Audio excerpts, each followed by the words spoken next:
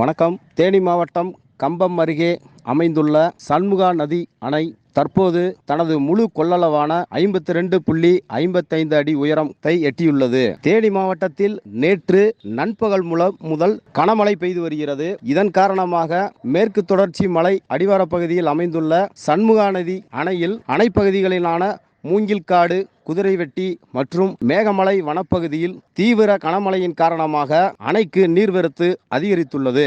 இதனால் அணையின் முழு கொள்ளளவான 52.55 அடியை எட்டியுள்ளது. மேலும் நீர்வரத்து ஆற்றுப்பகுதியில் வெள்ளமாக மாறி அதிகரித்துள்ளது.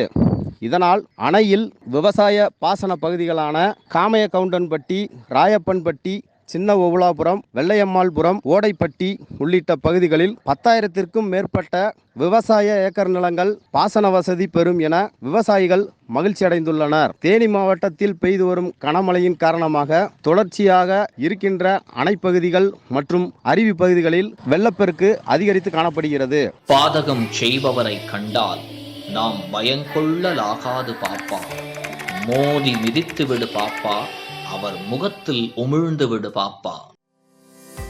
அண்மை செய்திகளை உடனுக்குடன் தெரிந்து கொள்ள இணைந்திருங்கள் இயம்நாடு தொலைக்காட்சியுடன்.